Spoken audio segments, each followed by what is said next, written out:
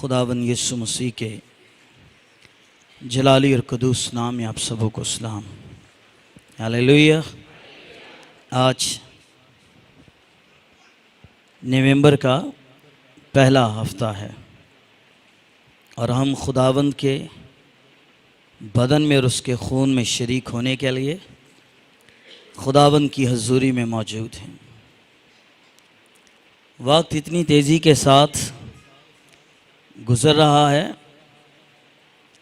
ऐसे लगता है कि दिन कम से कम तर होते चले जा रहे हैं और सालों के बदलने का भी पता नहीं चलता है। इसी दिन खुदावंद करे, मेरी दुआ है हम प्रस्तिश करते हों, इबादत करते हों और अचानक पता चले कि खुदावंद यीशु मसीह की आमदसानी हो चुकी है और दुआ करते करते खुदा की हजूरी में पहुंचाए जाएं। हालेलुया। ये नामुमकिन नहीं है, ऐसा हो सकता है। आधी रात को जब धूम मचेगी कि धुला आ गया, जो तैयार होंगे ना खुदावंद के साथ जाने के लिए, खुदा उन्हें अपने साथ आसमान पर ले जाएगा। और याद रखिए, जाना हमने आसमान पर ही है, ज़मीन हमारा घर नहीं है, हमारा घर आसमान पर है। यीशु मसीह ने कहा तुम्हारा दिल ना घबराए, खुदा पर ईमान रखते हो मुझ पर भी ईमान रखो। कई लोग कहते हैं भाई साहब हमारा घर नहीं है, तो मैं उन्हें ये जवाब देता हूँ, बहन जी आपका घर है, ज़मीन पर नहीं तो आसमान पर तो आपका घर है ही है ना। हालेलुया। कईयों के ज़मीन पर भी घर हैं और उनके घर आसमान पर भी हैं। आज नहायत अहम तरीन मौजू है जिस पर खुदा के कलाम में से बातचीत करेंगे और ये बहुत कम तालीम इन चीज़ों की दी जाती है। पर याद रखिए, जो बातें मैं करने को हूँ ये मेरी और आपकी ज़िंदगी की रोज़मर्रा की बातें हैं। जिसने इस चीज़ पर काबू पा लिया उसने बरकत पाने के भेद को सीख लिया है। पहला पत्रस निकालिए, उसका 3रा बाब है।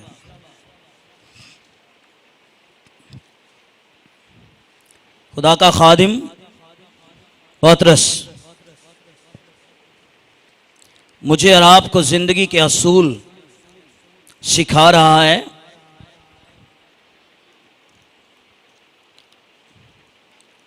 तीसरे बाब की 8वीं आयत है, गर्ज सब के सब यक दिल रहो, हमदर्द हो, ब्रादराना मोहब्बत रखो, नरम दिल और फ्रोतन बनो। पहला पत्रस 3 बाब की 8वीं आयत पढ़ रहा हूं। नरम दिल और फ्रोतन बनो, बदी के इवज बदी ना करो और गाली के बदले गाली ना दो, बल्कि इसके बरक्स बरकत चाहो, क्योंकि तुम बरकत के वारिस होने के लिए बुलाए गए हो। चुनाचे जो कोई जिंदगी से खुश होना और अच्छे दिन देखना चाहता है, वो जुबान को बदी से और अपने होंठों को मकर की बात कहने से बाज रखे। इन सारी आयात का जो आखिरी हिस्सा है, जुबान को बदी से बाज रखे और अपने होंठों को मकर की बात कहने से बाज रखे। आज सीखेंगे जुबान क्या है। अगर इमसाल सुलेमान की जो लिखी हुई किताब है, अगर उस किताब में चले, दाऊद का बेटा सुलेमान ये कहता है कि जिंदगी और मौत जुबान के काबू में है। इंसान अपनी बातों से ही रास्तबाज ठहराया जाएगा और अपनी बातों से ही वो नाराज ठहराया जाएगा। मेरी और आपकी जुबान, याद रखिए, अपनी जुबान पर काबू रखिए। कई लोगों का अपनी जुबान पर काबू नहीं होता है। किसी जगह ये जुमला लिखा हुआ था, पहले सोचो और फिर बोलो। ये नहीं जो मुंह में आया कह दिया। या ये लिखा है बदी के इव्ज बदी और गाली के बदले गाली ना दो। कभी ऐसा हुआ आपके मुंह के ऊपर कोई गालियां आपको दे और आपके मुंह से ये निकले, खुदावंद इससे बरकत दे, खुदावंद इससे बरकत दे। एक ईमानदार बहन, उसने पानी का बपतिस्मा लिया हुआ, रूल को उससे मामूर हो गई, गली में उसकी लड़ाई हो गई, तो वो उसे गालियां दे रही है और वो उसे ये कह रही है जे मैं बपतिस्मा ना लिया हुंदा ते फिर मैं तेनू दस दी, फिर मैं तेनू दस दी। मेरे बहनों भाइयों याद रखिए, अगर आप लंबी लंबी दुआएं करते हैं, प्रस्तिश के गीत यहां खड़े होकर गाते हैं या बैठ कर गाते हैं, अगर आपकी जुबान आपके काबू में नहीं है, आप कभी भी खुदा से बरकतें नहीं पा सकते। बड़े बड़े नबियों ने भी अपनी जुबान को अपने काबू में रखा है।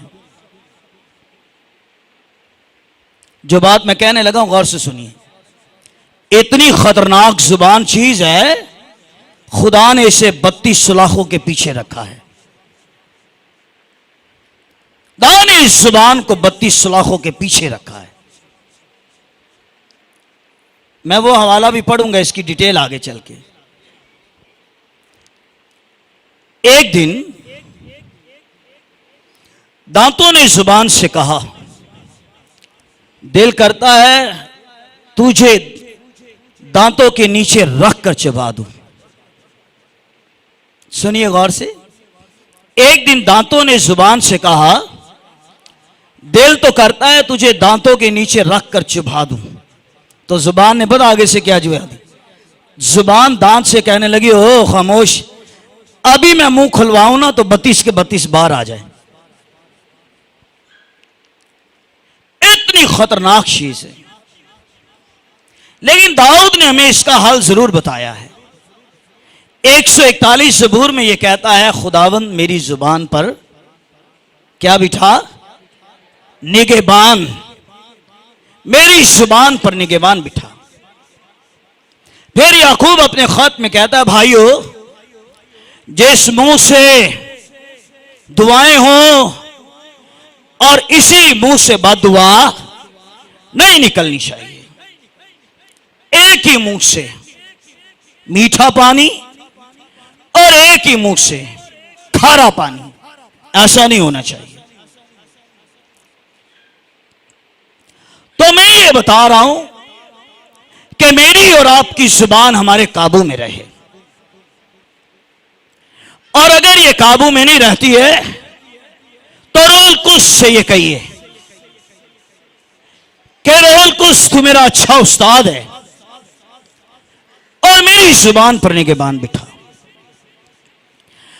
अगर आपको कोई कुछ कह भी दे तो ये लिखा है, बदी का जवाब बदी से ना दो, गाली के बदले गाली ना दो। जब लोग बाइट शौक पर अपने अजीजों से लड़ते हैं या उन्हें लंबी गालियां देते हैं तो पता लोग क्या कहते हैं, ए ओ भैन जे जेड़ी हर तवार नू, ए ओ भाई जे जेड़ा हर तवार नू, एदी जुबान वेखो किडी लंबी है। आप बताइए इससे खुदा का जलाल जाहिर होगा? कभी भी नहीं होगा। आप मसीह के नाम को जलाल नहीं देंगे, बल्कि आपके वसीला से मसीह के नाम की बदनामी होगी। अगर कभी कुछ कोई कह भी दे तो उसे यही कही, जा भैन खुदा तेनू बरकत ही दे। लेकिन हम ऐसा नहीं करते, हमारा रवैया उल्ट होता है। या किसी ने कुछ कहा, नीचे ही उसे पकड़ लिया, या कुछ नीचे कहा तो दरवाजे जाने से पहले ही पकड़ लिया। मैं पूछ लिया सी ओनू, हाँ भाई तू की करनी है? ये रास्तबाज और ईमानदार की जिंदगी नहीं है। मैं बाइबल में से उनके बारे बताऊंगा जिन्होंने अपनी जुबान को अपने काबू में रखा है। चलिए इसमें और आगे बढ़ते हैं। मैं याकूब के खत में से ये हवाले पढ़ता हूं। उसका 3 बाब है और 3 बाब की मैं 2 आयत से पढ़ता हूं। आप इसे पूरे बाब को बाद में पढ़ लीजिएगा। इसलिए हम सब के सब अक्सर खता करते हैं। कामिल शख्स तो वो है जो बातों बातों में भी खता, वह अपने सारे बदन को भी काबू में रख सकता है। जब हम अपने काबू में करने के लिए घोड़ों के मुंह में लगाम देते हैं तो उनके सारे बदन को भी घुमा सकते हैं। देखो, जहाज भी अगरचे बड़े बड़े होते हैं और तेज हवाओं से चलाए जाते हैं, तो भी एक निहायत छोटी सी पतवार के जरिए से माझी की मर्जी के माफिक घुमाए जाते हैं। 5वीं आयत, इसी तरह जुबान भी एक छोटा सा अज़ू है और बड़ी शेखी मारती है। थोड़ी सी आग से कितने बड़े जंगल में आग लग जाती है। जुबान भी एक आग है। जुबान हमारे अज़ा में शरारत का एक आलम और सारे जिस्म को दाग लगाती है और दायरे दुनिया को आग लगा देती है। जहन्नुम की आग से जलती रहती है, क्योंकि हर किस्म के छुपाए परिंदे, कीड़े मकोड़े, दरियाए जानवर तो इंसान के काबू में आ सकते हैं और आए भी हैं, मगर जुबान कोई आदमी काबू नहीं कर सकता है। वो एक बला है जो कभी रुकती ही नहीं, जहर कातिल से भरी हुई है। इसे हम खुदावंद और बाप की हम्द करते हैं और इसी से आदमियों को जो खुदा की सूरत पर पैदा हुए हैं बद्दुआ देते हैं। एक ही मुंह से मुबारकबादी और बद्दुआ निकलती है। ऐ मेरे भाइयों, ऐसा ना होना चाहिए। क्या चश्मे के एक ही मुंह से मीठा और खारा पानी निकल सकता है? ऐ मेरे भाइयों, क्या इंजीर के दरख्त में जैतून और अंगूर में इंजीर पैदा हो सकते हैं? इसी तरह खारा चश्मे से मीठा पानी नहीं निकल सकता है। यह सारी आयत जो पढ़ी गई, यह जुबान के ताल्लुक से पढ़ी गई। कलाम कहता है जुबान एक शरारत का आलम है। कलाम कहता है जैसे बड़े से बड़े जंगल को आग लगाने के लिए सिर्फ एक माचिस का तिनका जिससे आग लगी हो उसे लगाया जाए तो बड़े से बड़े जंगल में भी आग लग जाती है। यह जुबान घरों में आग लगा रही है। यह जुबान रिश्तों में आग लगा रही है। यह जुबान मियां और बीवी के दरमियान आग लगा रही है। बाइबल में पढ़ा है यह जुबान कभी रुकती नहीं। दरियाई जानवर, कीड़े मकोड़े, जहाज, घोड़े, यह सारी चीजें काबू में की गई हैं, लेकिन जुबान इंसान के काबू में नहीं आई है। मैंने इसका हल पहले बताया कि यह जुबान किसी के काबू में आए या ना आए, लेकिन यह जुबान को काबू करने वाली एक ही शख्सियत और एक ही चीज है, वो खुदा का जिंदा कलाम है। यह कलाम आपके जुबान को काबू में कर सकता है। यहां लिखा ये शरारत का अज़ा है और यह दायरे दुनिया को आग लगा देती है। मेरी और आपकी दुआ यह हो, खुदावन मेरी जुबान से कभी कोई ऐसी बात ना निकले जो तुझे पसंद है ना आए। हर लफ्ज को बोलने से पहले सोचिए कि आप बोल क्या रहे हैं। पंजाबी की एक मिसाल है ना, गल कहंदी है मैनू मुंहों काट ते मैं तेनू आपके कहने की देर है। फिर एक और बड़ा हमने अच्छा तरीका चुन लिया है, पहले कर लेंगे सारी बातें तो फिर आखिर जे की गल कह दें, सॉरी भैन तेन बुरियां लगियां हों ते। पर देखिए आपको और मुझे जुबान को काबू में करना है। ये वो जिसने घरों को जला दिया है, मैंने कहा रिश्तों को जला दिया है। अगर किसी की कोई बात आपको बुरी लगे तो आपने पता क्या कहना है, खुदावंद इससे बरकत दे, दाऊद इसने ये कहा है इससे बरकत दे। जब आप ये कहेंगे आपके अंदर से पता है गुस्सा और कहर कब आता है, जब दूसरों की बातों को अपने दिल में रखा जाए। फिर जो चीजें दिल में हैं तो वो गुस्से की जरिए से हमारी जुबान से निकलेंगी। कई बार कहते हैं भाई यार पता नहीं कदों कदियां गल्लां आपने दिल च रखियां ने, आज तो भरे हुए बड़े सन। हमने गुस्से और कहर से नहीं भरे होना, हमने जब भी भरे होना है खुदा की मोहब्बत से भरे हुए होना है। हमने जब भी भरे होना है खुदा के कलाम से भरे होना है। मैं वो बातें बता रहा हूं जो प्रैक्टिकल बातें हो रही हैं। अक्सर वालदैन या अक्सर अजीज ये कहते हैं भाई जी इनू साड़ी कुड़ी नू या साडे रिश्तेदार नू समझाया करो, दुआ तो बड़ी कर दी है लेकिन जो बोलन ते आए तो फिर भी किसी का लिहाज नहीं करती। अच्छा जो ना बोले तो हम ये समझते ये बुज़दिल आदमी है, लेकिन बात बुज़दिली की नहीं है।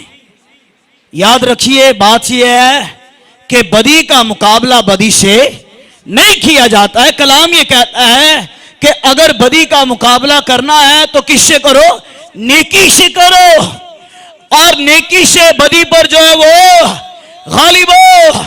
तारीकी से तारीकी पर गालिब नहीं आया जाता है, बल्कि नूर से तारीकी पर गालिब आ जाता है। याकूब रसूल ने सारी बाइबल का निचोड़ चने कयाब में दे दिए कि याद रखिए कि जुबान ज़हर कातिल से भरी हुई है और दारे दुनिया को आग लगा रही है। इस जुबान पर हमेशा यीशु की सिताइश के नगमे होने चाहिए। इस जुबान पर हमेशा खुदा का कलाम होना चाहिए।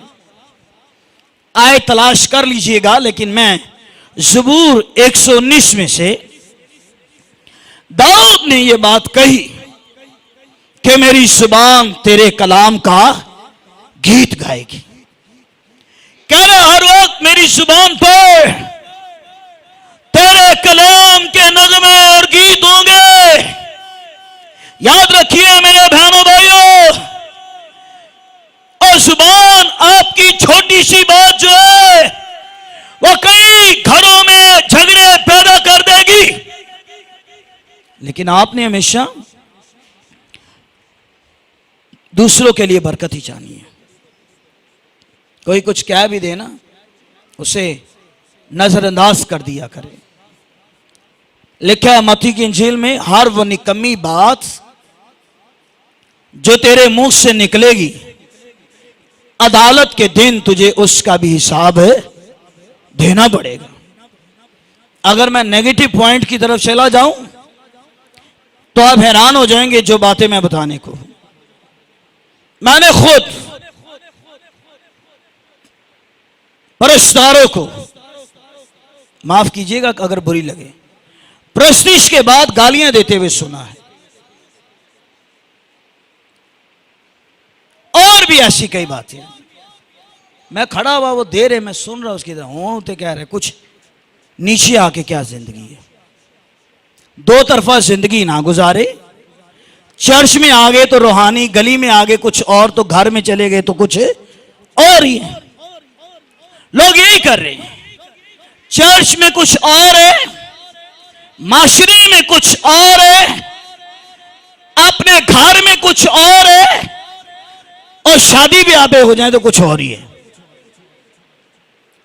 पर एक तरफा जिंदगी गुजारे। एक बहन से पूछा गया, आपको आपका शौहर कब पसंद आता है? जब आपको बड़ा अच्छा लगे। तो पता उसने क्या जवाब दिया? कहने लगी, मुझे मेरा शौहर उसी वक्त अच्छा लगता है जब स्टेज पर खड़ा होता है, उसी वक्त अच्छा लगता है जब ये नीचे आता है तो मुझे इससे डर ही लगता है। कुछ और, अंदर कुछ और बाहर कुछ और। ऐसा नहीं है, जो चर्च में है वही घर के अंदर हो, जो चर्च में है वही माशरे के अंदर हो, जो चर्च में है वही रिश्तेदारों में हो, जो चर्च में है वही शादी ब्याह पर भी हो। हालेलुया। बरकत उन्हीं को है जो चर्च में कोई गाली तो नहीं ना देता, तो बाहर क्यों देते हैं? तू बाहर ते निकल। मैं कलीसिया की बात बता रहा हूं। अफसोस, जब बड़े बड़े मजमों में बड़ी बड़ी लंबी दुआएं करने वाले गालियां बकते हैं, फिर कहते हैं पादरी केड़ा है। आप बताओ, क्या पादरी बुरी बातें सिखाएगा? वो तो हमेशा अच्छी बात ही सिखाएगा कलाम की। आज शैतान ने लोगों को सिर्फ ये सिखा दिया है, चर्च में खुदा खुदा और बाहर चर्च के जो मर्जी करो। मैं एक नौजवान को बहुत साल पहले जानता, चर्च में आता था, दुआ करता, मुझे बड़ा अच्छा लगता था। और मैंने एक दिन दूसरे को कहा, ये बड़ी दुआ करता है। कहने लगा, आओ मैं दिखाऊं। वो सिगरेट पी रहे हैं। पादरियों से लोग अपने आप को छुपाते हैं। घर में चले जाए, रिमोट ढूंढेंगे, चैनल चेंज करो, आगे नहीं। डरना है तो इंसानों से नहीं, खुदा से डरो, जो दिलों और गुर्दों को जांचने वाला है। जो चर्च में हो, घर के अंदर भी वही है। यीशु मसीह की लाइफ एक तरह की थी या दो तरह की थी? वो जो चर्च में थे, जो घर में थे, माशरे में भी वही थे, अदालत में ले जाइए वहां पर भी वही थे। और उन्होंने कभी दो तरफा बात नहीं की। एक ही जिंदगी का पहलू था। चर्च में पाक है, माशरे में भी वो पाक थे। और अगर माशरे में वो पाक है तो काना गलील की शादी में गए या नहीं गए? वहां गए वो। पर जो रवैया यीशु मसीह का है, वो जहां पर भी गए उनका रवैया वही रहा है, तब्दील नहीं हुआ है। मेरे बहनों भाइयों, मेरी कड़वी बातों में सिर्फ ये बात सीख जाइए कि मुझे और आपको,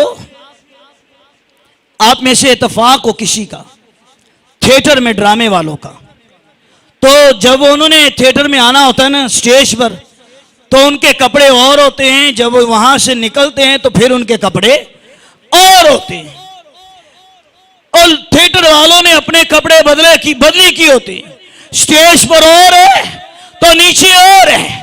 तो याद रखिए, कई लोगों ने यही कपड़े रखे हुए हैं। जब वो चर्च में आएंगे उनके कपड़े और है, जब वो घर में जाएंगे उनके कपड़े और है, जब वो माशरे में जाएंगे उनके कपड़े और है, शादी ब्याह में जाएंगे उनके कपड़े और है। ऐसा नहीं होना चाहिए। याद रखिए, कलीसिया को जो पोशाक दी गई है वो सफेद पोशाक है। हालेलुया। सफेद कपड़े पहने हो, दाग लगा हो, तो शौहर अपनी बीवी को कहेगा, तेनू दाग नजर नहीं आया?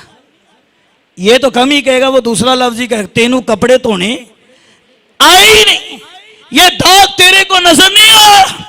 और बहनों भाइयों, याद रखिए, कलीसिया को जो कपड़े दिए गए, कौन से कपड़े?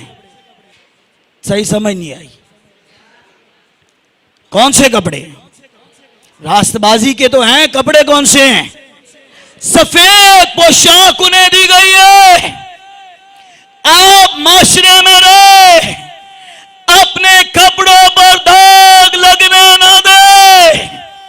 शैतान आपके कपड़ों पर दाग लगाना चाहता है, पर आप चलिए कलीसिया से पूछ लीजिए पत्र मुकाशवा की किताब में।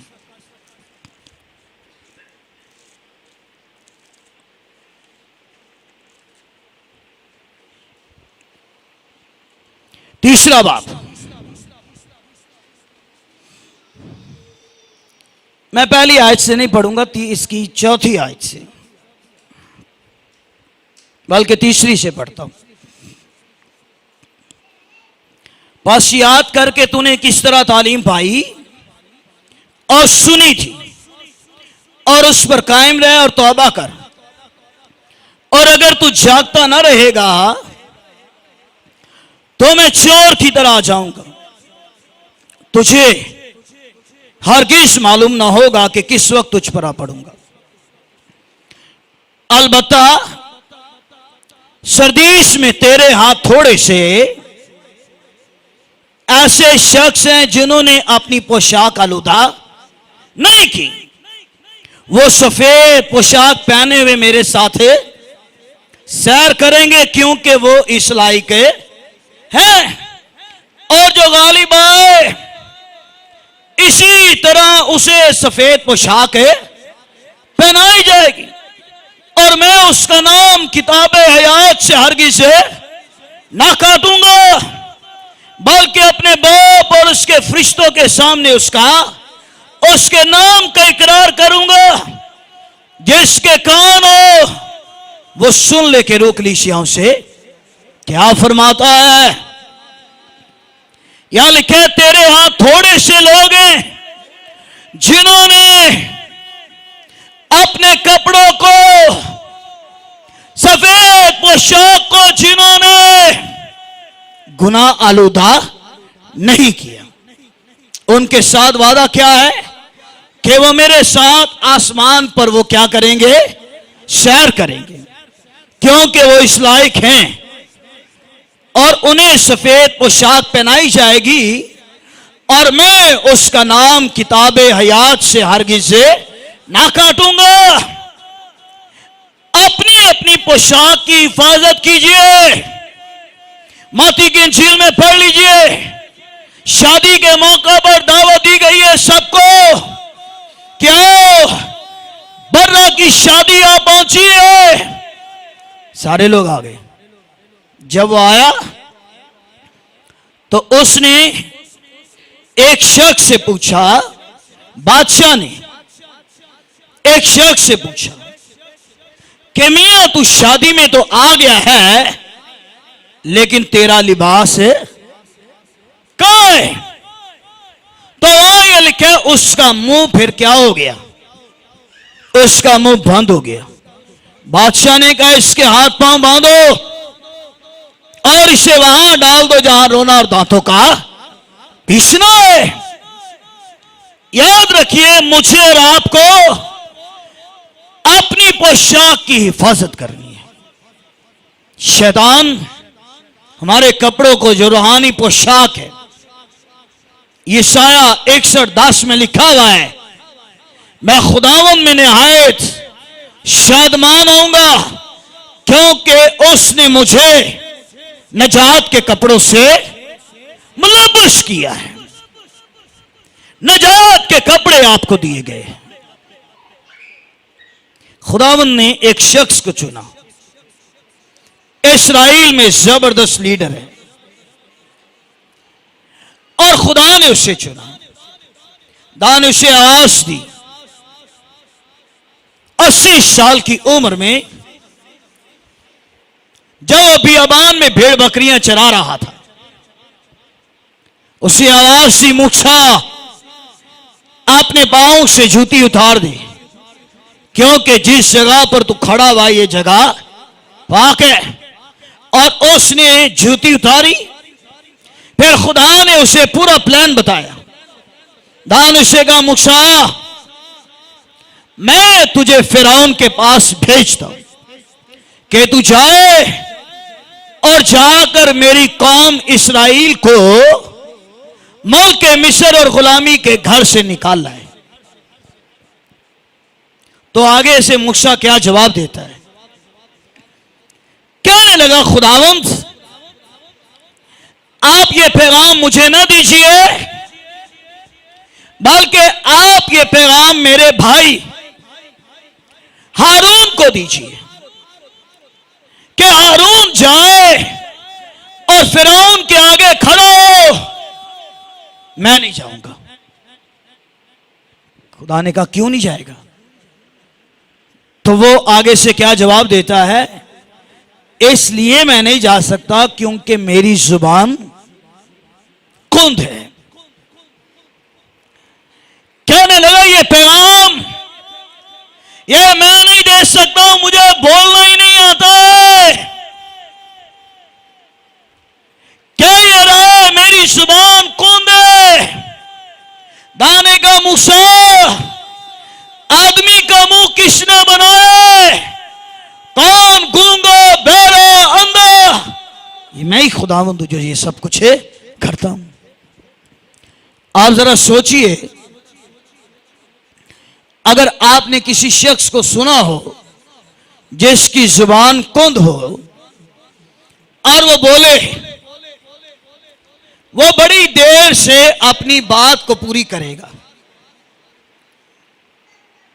वो बोल ही नहीं सकता है। दाने इस्राएल में नबी किसे चुना है? दाने उस नबी का चुनाव किया है जिसे बोलना ही नहीं आता है। आप भी कई बार कहेंगे खुदावंद मुझे बोलना नहीं आता है, लेकिन खुदावंद का आगे ये है, मत्ती की इंजील में यीशु मसीह ने कहा कि बोलने वाले तुम नहीं हो बल्कि बाप का रूह है जो तुम में से होकर बोलेगा। तो मूसा ये कहता है, मेहरबानी करके खुदावंद आप ऐसे शख्स को चुन लीजिए जो बोलने में तेज हो। खुदा के कलाम में लिखा है, सुनने में कैसा हो? सुनने में तेज और बोलने में धीमा हो। खुदा ने दो कान क्यों दिए? कि ज्यादा सुना जाए, और एक मुंह और एक जुबान खुदा ने क्यों दी? ताकि कम जो है वो बोला जाए।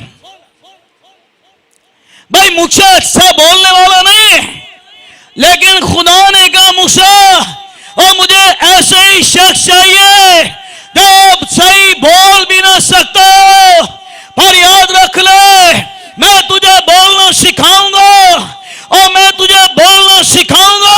और खुदा ने ये कहा कि मूसा मैं तेरी जुबान का जिम्मा लेता हूं। ऐसे शख्स खुदा को चाहिए जो बोलने में धीमे हो, धीमे हो।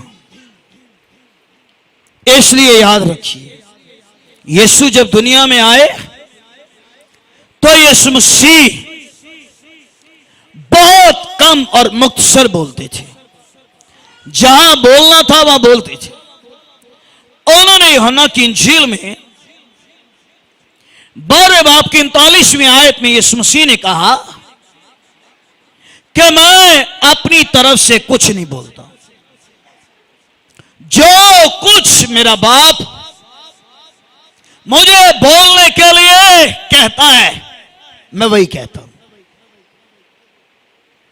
जो कुछ वो कहता है मैं वही कहता हूं। इसलिए मैं जो भी बोलता हूं वो मेरी अपनी तालीम नहीं है, बल्कि वो तालीम मेरे भेजने वाले की है। आपको वाकया याद हो, खुदावंद यीशु मसीह को अदालत के कटहरे में खड़ा किया गया। हेरोदेस ने यीशु मसीह की शोहरत को सुना हुआ था, तो पूछता है कि ये जिसे तुम लाए हो पकड़कर, ये यूहन्ना बपतिस्मा देने वाला है, क्योंकि इसके हाथ से ये मौजे होते हैं। तो उन्होंने आगे बताया ये यूहन्ना बपतिस्मा देने वाला नहीं है। फिर उसने आगे बताया ये वो इसलिए नहीं हो सकता क्योंकि मत्ती 14वें बाब में से मैं बोल रहा हूं, वो इसलिए नहीं हो सकता क्योंकि उसे तो मैंने खुद उसका सर मैंने कलम कराया। यीशु मसीह को अदालत के कटहरे में ले जाया गया और कई झूठे गवाह भी वहां खड़े किए गए। उन झूठे गवाहों से पूछा गया, बताओ ये क्या कहता था? कोई कुछ कहता है, कोई कुछ कहता है, कोई कुछ कहता है। कलाम ये कहता है कि उन सब की गवाहियां आपस में मुत्तफिके नहीं है। हालांकि ये भी लिखा हुआ है कि उन्होंने यीशु मसीह के मुंह पर तमाचे मारे और कहने लगे कुछ तो बोल। वो बोला या खामोश रहा, खामोश रहा। फिर एक बात उससे पूछी गई कि क्या तू खुदा का बेटा है? तो उसने इसका जवाब दिया कि ये मैं नहीं कह रहा, बल्कि तो खुद अपनी जुबान से ये कह रहे। तो फिर वो ये लिखा हुआ है, तो फिर वो ये कहने लगे कि अब हमें कोई गवाह की हाजत जो है वो नहीं रही है, क्योंकि इसने अपने मुंह से ये कह दिया। जहां बोलना चाहिए था वहां वो बोला, और जहां नहीं बोलना चाहिए वहां पर वो खामोश रहा। एक आयत निकालिए अमाल की किताब में से,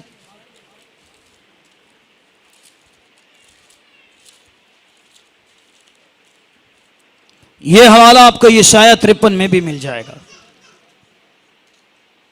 8वां बाप है उसका।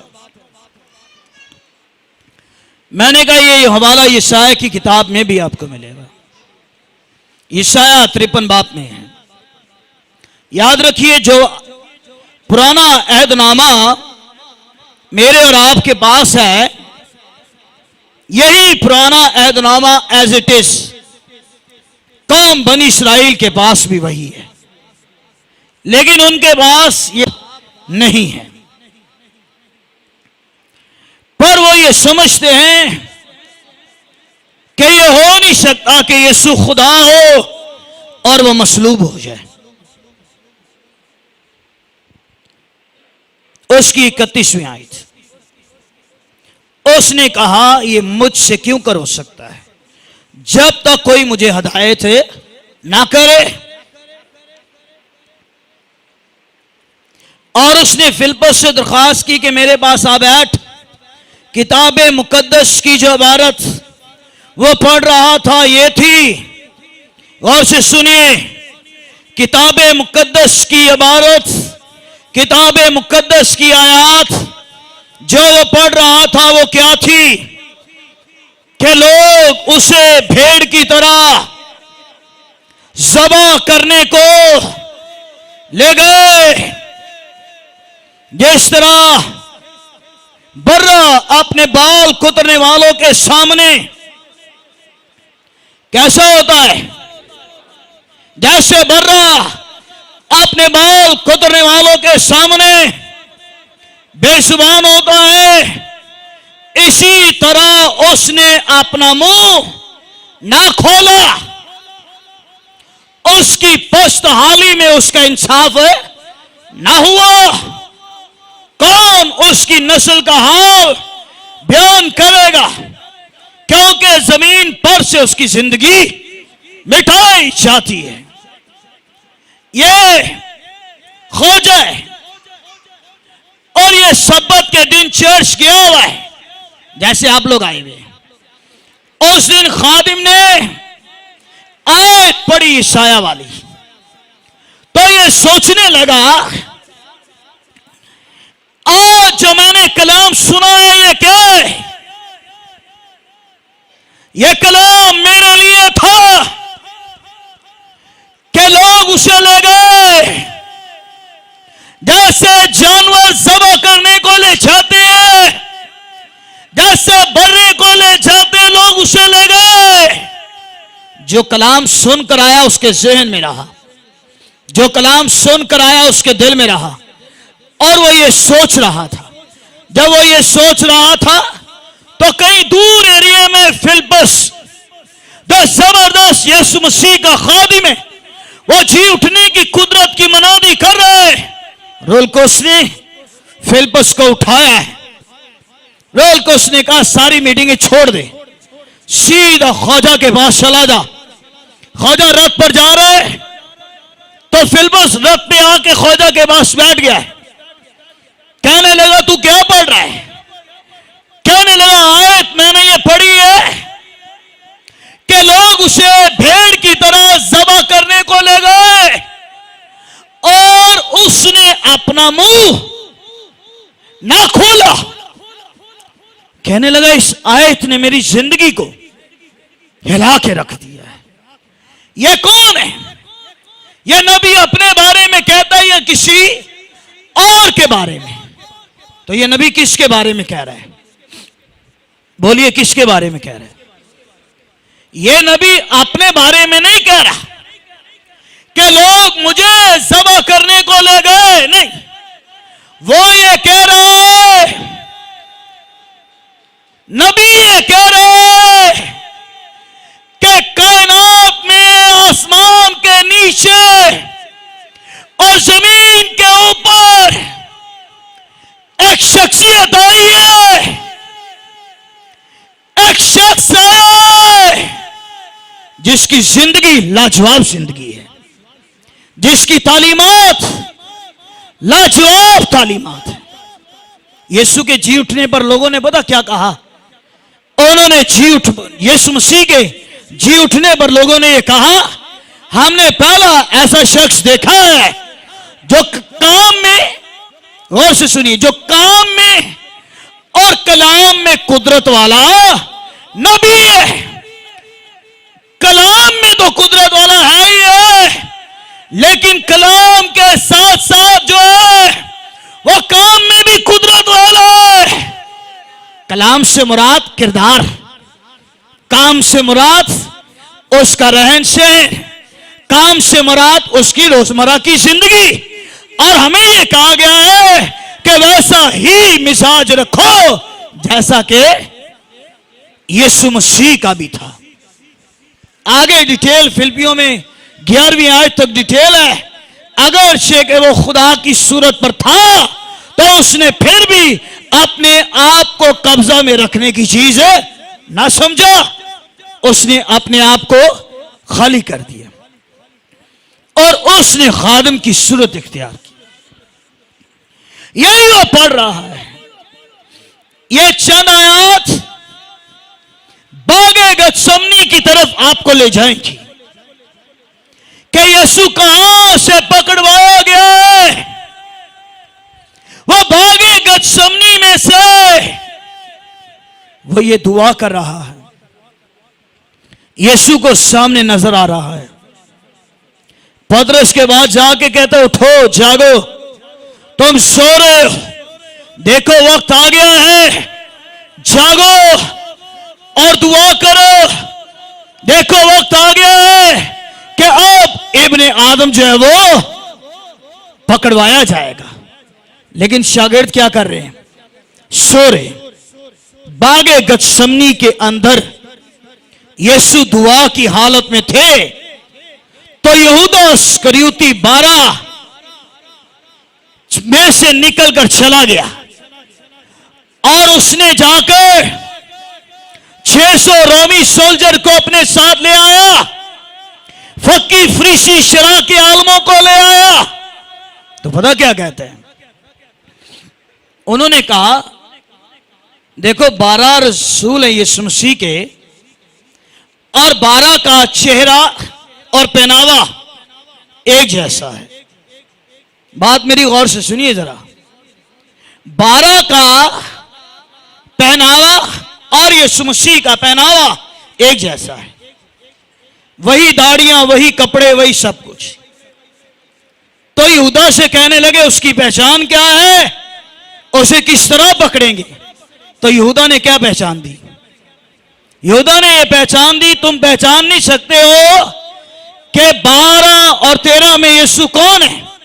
तो मैं तुम्हें निशानी बताऊंगा कि मैं जिसके पास जाऊंगा और जिसके बगल की रहूंगा और जिसका मुंह मैं चूमूंगा, समझ लेना कि जो अपने आप को खुदा का बेटा कहता है वो यही है। समझ लेना कि जो अपने आप को नजात दहिंदा कहता है वो यही है।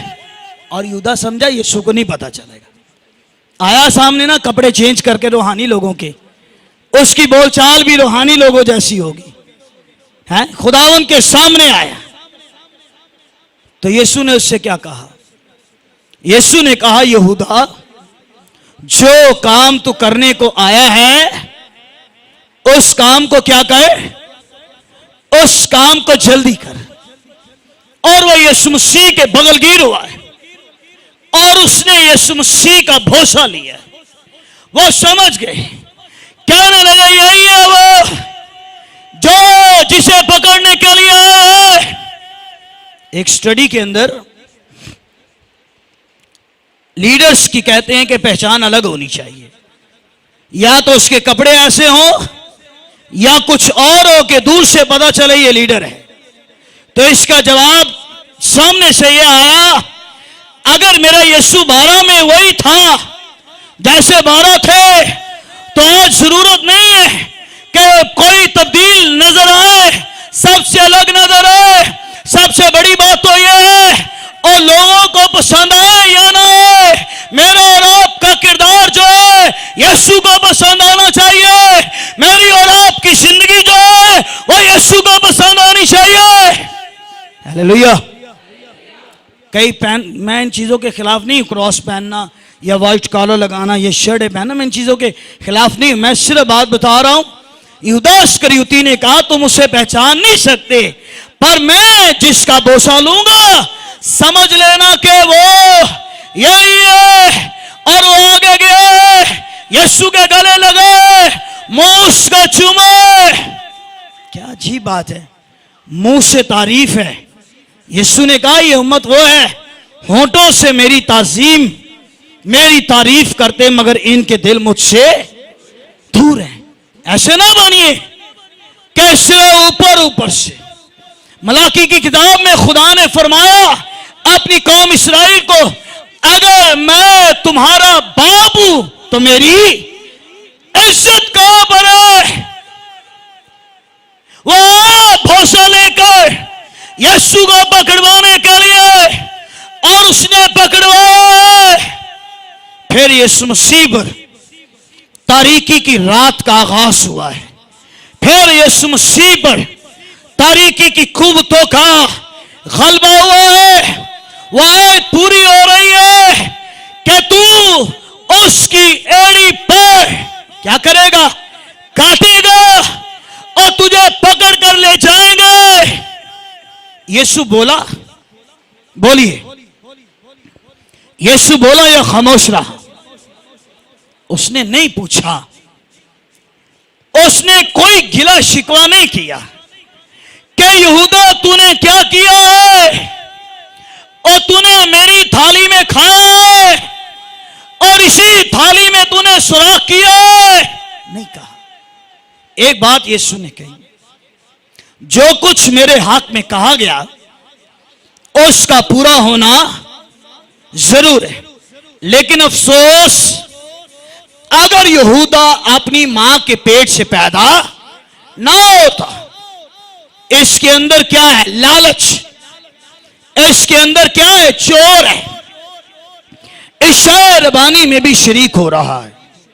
यीशु खुद शागिर्दों से उन्होंने कहा तुम में से एक मुझे पकड़वाएगा। कहने लगे खुदावंद कौन है? मैं हूं, मैं हूं, मैं हूं।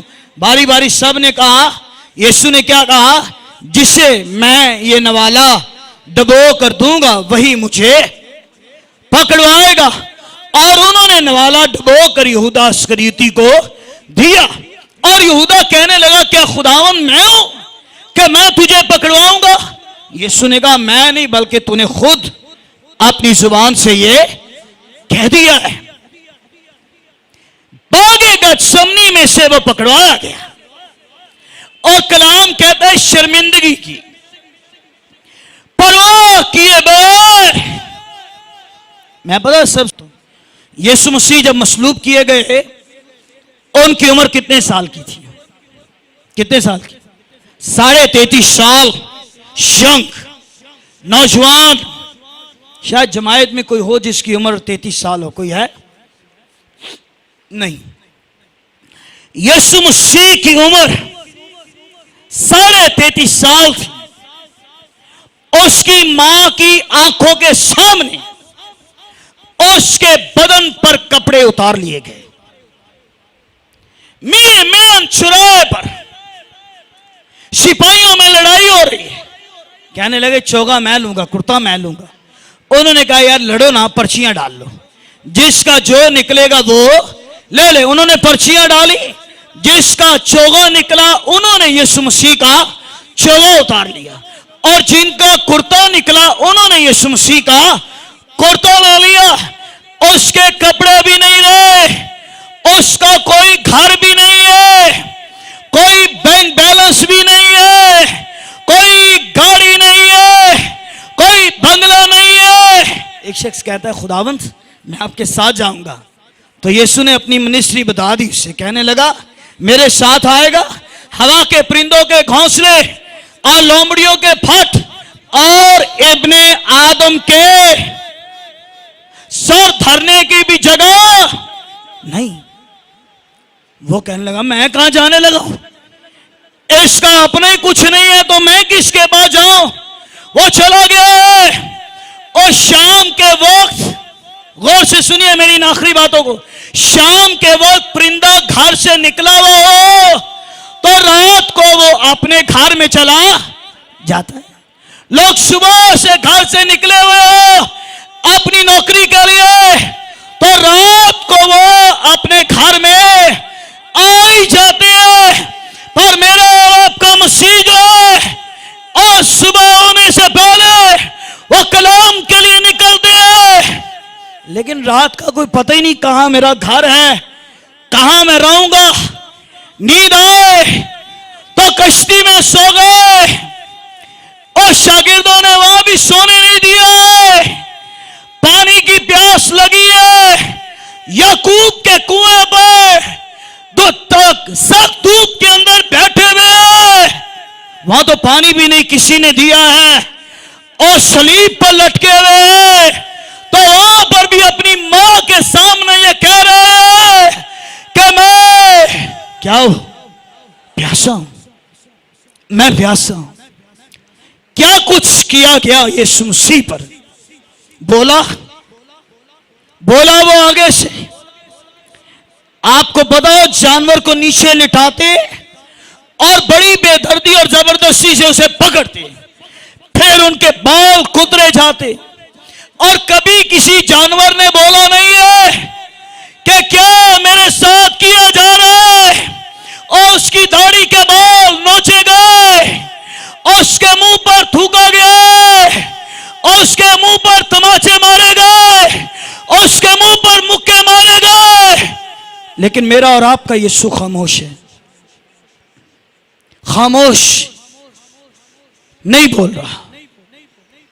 वो डाकू जो साथ है वो यीशु को ताने दे रहे, वो भी ये कह रहे कोई मौजज़ा कर दे, पता चल जाए। लेकिन यीशु बोल रहे हैं, खामोश है, कुछ नहीं बोल रहा। उसे कोड़े मारे गए लेकिन वो बोल नहीं रहे। यह लिखा हुआ कि वो अपनी जुबान बंद किए हुए, उसने अपना मुंह ना खोला। मेरे बहनों भाइयों, कामिल शख्स वो है जो अपनी जुबान को अपने काबू में करे। बाकी दुनियावी तमसीले दलीले ये सब खुदा के कलाम के सामने मान पड़ जाती हैं। कोई कहे ये चमड़े की जुबान है, ये टिकती नहीं है। अगर मेरा यीशु इस जमीन पर रहकर 33.5 साल अपनी जुबान को अपने काबू में कर सकता है, अगर नबी इस जमीन पर रहकर अपनी जुबान को अपने काबू में कर सकते हैं, तो आज कलीसिया जो है, जो यीशु मसीह की दुल्हन है, वो भी जुबान को अपने काबू में कर सकती है। यीशु बोला नहीं, उसे सलीब पर लटका दिया गया। तो जहां जरूरत पड़ी बोलने की वो बोले। उन्होंने ये कहा, ऐ बाप इनको माफ कर, ये नहीं जानते कि ये आपके बारे में कोई कुछ कहे आपके सामने गए, पीछे गए, आप यही कहिए खुदावन ये नहीं जानता कि ये क्या करता है, इसे माफ कर। यीशु नहीं बोला है, तो यही तो उससे वो बता रहा है फिलिप्पस खोजा को कि मेरे भाई यीशु है वो जो गए, जिसने तेरे लिए अपनी जान दी है। यीशु कब बोला? चौथे कलमे में, एलोही एलोही लमा शबकतनी, आए मेरे खुदा, आए मेरे खुदा तूने मुझे क्यों छोड़ दिया। यह वक्ती था, यह आरसी तौर पर थी। उन्होंने 7वें कलमे में कहा, ऐ बाप मैं अपनी रूह तेरे हाथ में सौंपता हूं। उन्होंने दे दी अपनी रूह, मर गए, कब्र में गए। और तीसरे दिन फिर जी उठकर ये कह रहे, यूहन्ना देख मैं मर गया था, अब मैं जिंदा हूं, अब दरबार तक मैं जिंदा रहूंगा। मौत और आलम अरवाह की कुंजियां मेरे पास है। याद रखिए अजीजों, अगर हम चाहते हैं कि मेरी और आपकी जिंदगी में खुदा की बरकतों के दरवाजे खुले, अपनी जुबान को अपने काबू में रखिए। आपके काबू में नहीं रहती तो रूहुल कुद्स आपका मददगार है। रूहुल कुद्स से कहिए कि अच्छे उस्ताद और अच्छे मददगार, मेरी जुबान पर निगाह बांध बैठा। फिर वो वही आपकी जुबान से निकलवाएगा जो बातें खुदा के जलाल के लिए हैं। खुदा हम इस कलाम से हम सबको बरकत दे।